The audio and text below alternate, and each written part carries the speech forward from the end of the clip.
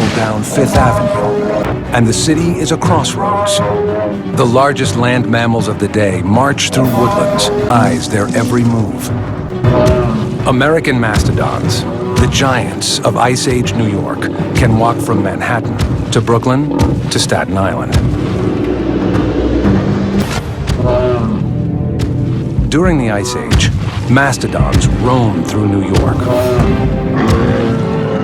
over what are today the most famous streets in the world, to guard against New York's largest Ice Age residents. These marshy forests, dotted with shallow lakes and ponds, are prime real estate for the American mastodon. This creature stands 10 feet tall at the shoulder, slightly shorter than an African elephant. It weighs 16,000 pounds and wields 8-foot-long tusks. But unlike their cousins, the woolly mammoths, these beasts prefer wetlands to the dry prairie. They were at home there, and they're often found in bogs that formed around wet forests, chewing branches, thick branches. The mammoth can't do that. Totally different style of chewing, same body. Fossil evidence of New York's mastodons has been unearthed in and around the city. In the face of a creature with teeth designed for crushing branches and an appetite that requires more than 400 pounds of food a day, honey locust trees only survived because they evolved such strong defenses. So the thinking is that these were probably grown to attract a large animal that would then pluck them down from these high branches. There's not many animals high enough to do that.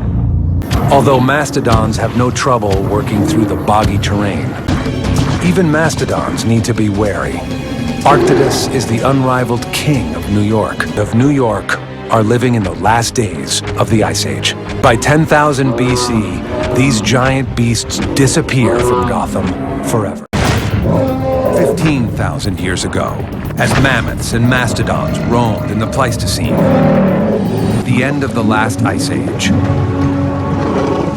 a family of elephant-like creatures lumbers across Blue Island. They are American mastodons, ancient animals that have been roaming North America for more than 3.5 million years. But now, the ice is retreating. And though the climate is still cool, it is a place where mastodons can thrive, alongside. These two relatives of modern-day elephants belongs to an American mastodon, which lived in Chicago at the end of the most recent Ice Age. We are standing at the shore of an ancient glacial lake. It would have been cold, and we'd have these great animals coming down to drink. When both mammoths and mastodons range the terrain together, that many people think mammoths and mastodons are closely related, the distant cousins. Mastodons and mammoths look similar from the outside.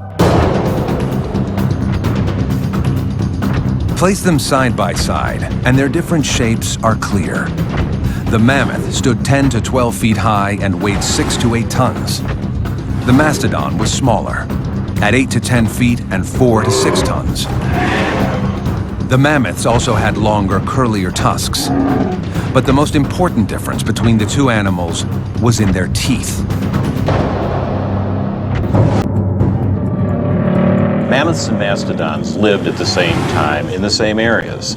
However, their teeth tell us that they occupied different niches, meaning that they had different jobs in the habitat around them. They ate different things, for instance, and their teeth tell us that, meaning that they needed this pattern to eat coarse vegetation, branches from, say, a black spruce, where mammoths ate grass and mastodons browsed the forests. The early elephant is an enormous prey, taking exquisite skill to bring down. Before the introduction of high-powered rifles, technology, the spear points, and the way they would attack in groups is probably the most efficient. And wait for the mastodon to either lose blood or get stuck in the mud. And so they would just sort of wait for that animal to die.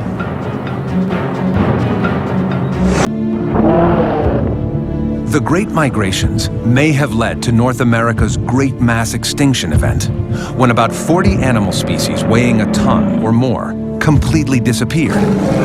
The die-off remains one of the Ice Age's greatest mysteries.